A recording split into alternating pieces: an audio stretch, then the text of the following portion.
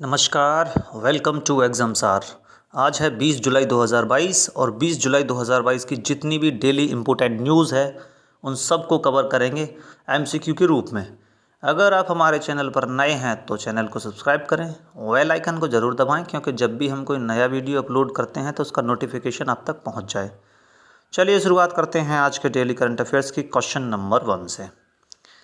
निम्न में से किसे नेशनल स्टॉक एक्सचेंज यानी एनएसई का मैनेजिंग डायरेक्टर और सीईओ नियुक्त किया गया है?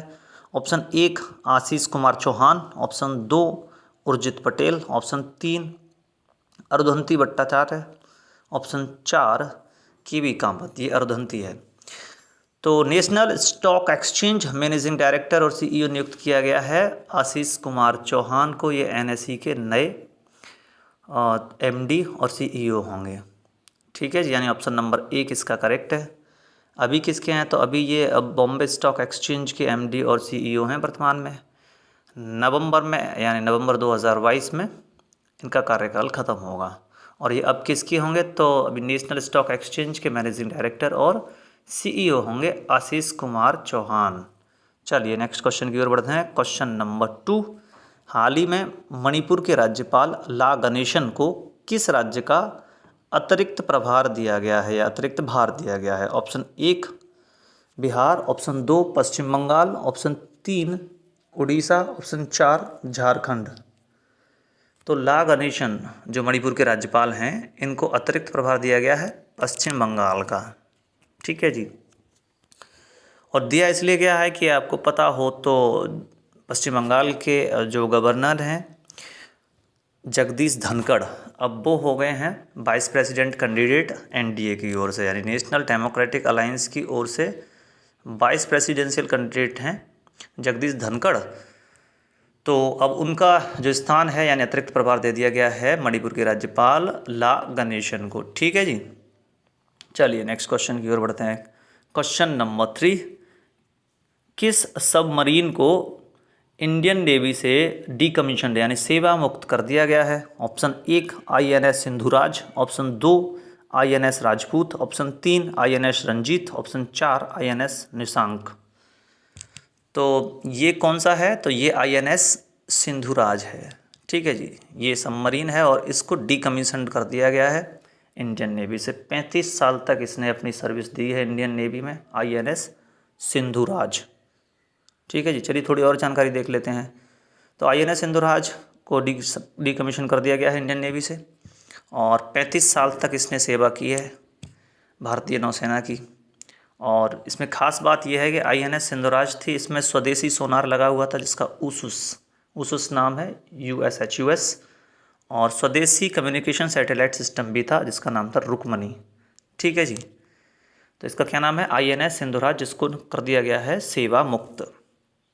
चलिए नेक्स्ट क्वेश्चन की ओर बढ़ते हैं। Question number 4, Mairaj Ahmad Khan ISSF shooting world cup के मेंस स्कीट इवेंट में कौन सा पदक जीता है?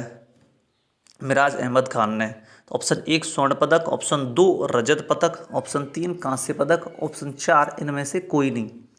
तो मिराज अहमद खान इन्होंने जीता है ISSF शूटिंग वर्ल्ड कप में गोल्ड, यानी ऑप्शन नंबर 1 इसका करेक्ट होगा। स्कीट इवेंट, तो ये शूटिंग का ही एक टाइप होता है स्कीट इवेंट, जिसे क्ले शूटिंग भी कहते हैं। ठीक है जी, तो स्कीट इवेंट जो है वो इसी का एक डिसिप्लिन है शूटिंग का।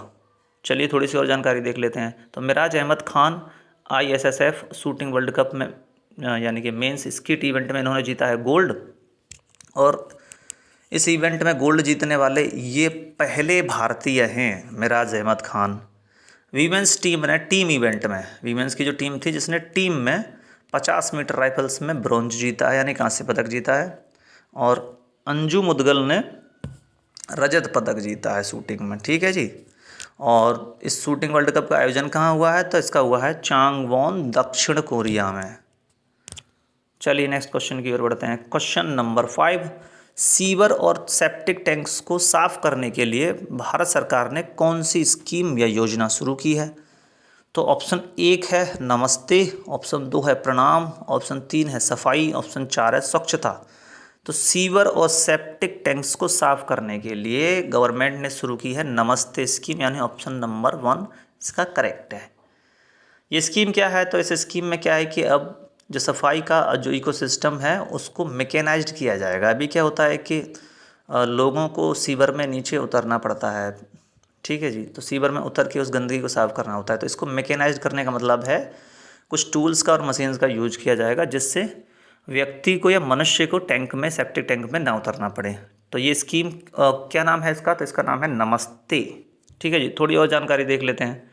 तो सैनिटेशन इकोसिस्टम को मैकेनाइज्ड करने के लिए तो नेशनल एक्शन प्लान तैयार किया गया है और जिसके तहत एक स्कीम शुरू की है जिसका नाम है नमस्ते स्कीम। ठीक है, तो सीवर में या सेप्टिक टैंक में साफ़ करने के लिए जो नीचे उतरना पड़ता है वो अब नहीं उतरना पड़ेगा। इसका उद्देश्य यही है। इसका उद्देश्य है कि सीवर टैंक से में उतरने से जो लोगों की जान चली जाती है या उनको स्वास्थ्य की दिक्कतें होती हैं, अब उससे होने वाली मौतों को कम करने के लिए इसका उद्देश्य जो है वो है ज़ीरो फैटेलिटी, यानी कि इसकी वजह से लोगों की जान नहीं जानी चाहिए।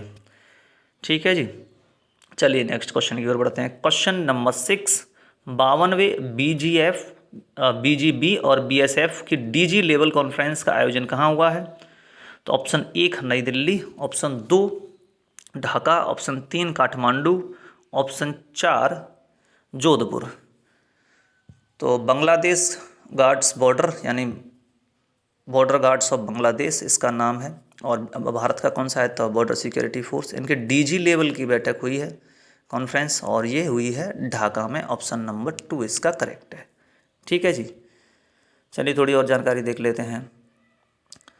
तो बांग्लादेश गार्ड्स बॉर्डर और भारत का कौन सा है, बॉर्डर सिक्योरिटी फोर्स, इन दोनों की DG लेवल की कॉन्फ्रेंस का आयोजन ढाका में हुआ है। और बांग्लादेश की ओर से बांग्लादेश बॉर्डर गार्ड्स और इसके जो डायरेक्टर जनरल हैं इनका नाम है शकील अहमद, ये शामिल हुए हैं। और भारत की ओर से हुए हैं पंकज कुमार सिंह जो कि डायरेक्टर जनरल हैं BSF के। ठीक है जी, और इसका उद्देश्य ये था कि बॉर्डर से जो ड्रग्स की, महिलाओं की, बच्चों की जो तस्करी होती है उसको रोकना और उस पर विचार विमर्श करना। ठीक है जी, चलिए नेक्स्ट क्वेश्चन की ओर बढ़ते हैं। क्वेश्चन नंबर 7, हाल ही में इंटरनेशनल नेशनल मंडेला डे कब मनाया गया? ऑप्शन 1 17 जुलाई, ऑप्शन 2 15 जुलाई, ऑप्शन 3 18 जुलाई, ऑप्शन 4 16 जुलाई। तो इंटरनेशनल नेल्सन मंडेला डे ये मनाया जाता है 18 जुलाई को, यानी ऑप्शन नंबर 3 इसका करेक्ट है। चलिए थोड़ी और जानकारी देख लेते हैं। तो 18 जुलाई को मनाया जाता है अंतर्राष्ट्रीय नेल्सन मंडेला डे।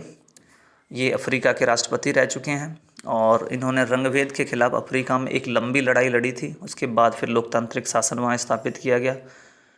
और ये कब से मनाया जा रहा है, तो UN असेंबली ने इसको स्वीकृति दी है 2009 से, और 2009 से लगातार मनाया जा रहा है 18 जुलाई को अंतर्राष्ट्रीय नेल्सन मंडेला डे। और एक बात आप ये भी याद रख सकते हैं कि नेल्सन मंडेला को दक्षिण अफ्रीका का गांधी भी कहा जाता है। चलिए नेक्स्ट क्वेश्चन की ओर बढ़ते हैं। Question number 8, federation of international hockey women hockey world cup 2022 किसने जीता है? ऑप्शन 1 स्पेन ने, ऑप्शन 2 नेदरलैंड ने, ऑप्शन 3 अर्जेंटीना ने, ऑप्शन 4 जर्मनी ने। तो FIH women hockey world cup 2022 जीता है नेदरलैंड ने अर्जेंटीना को हराकर।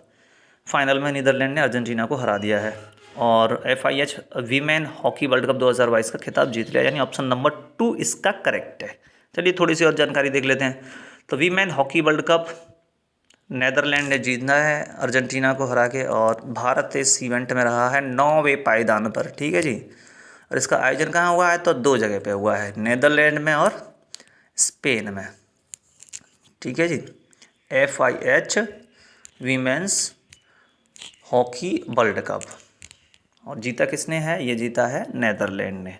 चलिए नेक्स्ट क्वेश्चन की ओर बढ़ते हैं। Question number 9, allrounder Ben Stokes ने एक दिवसीय मैचों से यानी कि वनडे इंटरनेशनल मैचों से संन्यास लेने की घोषणा की है।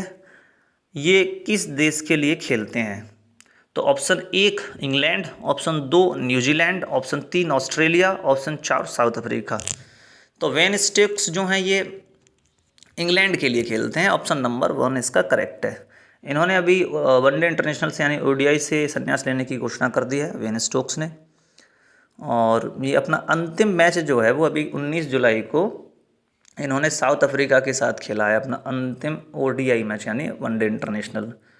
और इन्होंने शुरुआत कब की थी वनडे इंटरनेशनल खेलने की, तो 2009 में इन्होंने डेब्यू किया था। बेन स्टोक्स ये इंग्लैंड के खिलाड़ी हैं। ठीक है जी, चलिए नेक्स्ट क्वेश्चन की ओर बढ़ते हैं। ये है आज का आखिरी सवाल। हाल ही में नेशनल वाटरशेड कॉन्फ्रेंस 2022 का आयोजन कहाँ किया गया? ऑप्शन 1 पुणे, ऑप्शन 2 नई दिल्ली, ऑप्शन 3 मुंबई, ऑप्शन 4 भोपाल। तो नेशनल वाटरशेड कॉन्फ्रेंस 2022 का आयोजन हुआ है नई दिल्ली में। ऑप्शन नंबर 2 इसका करेक्ट है। देख लेते हैं इसका उद्देश्य क्या है। तो इसका उद्देश्य ये है कि बारिश जो होती है, बारिश के पानी को, उसकी एक एक बूंद को बचाया जा सके, जिससे वाटर का जो लेवल है उसको बढ़ाया जा सके, वाटर की जो स्कार्सिटी है उसको कम किया जा सके, और जो भूमिगत यानी कि जो अंडरग्राउंड वाटर है उसके लेवल को बढ़ाया जा सके। ये इसका उद्देश्य है। राष्ट्रीय वाटरशेड कॉन्फ्रेंस 2022 का आयोजन हुआ है नई दिल्ली में। ठीक है जी, ये था आज का आखिरी सवाल। वीडियो अच्छा लगा हो तो वीडियो को लाइक करें, अपने फ्रेंड्स के साथ शेयर करें। Thank you.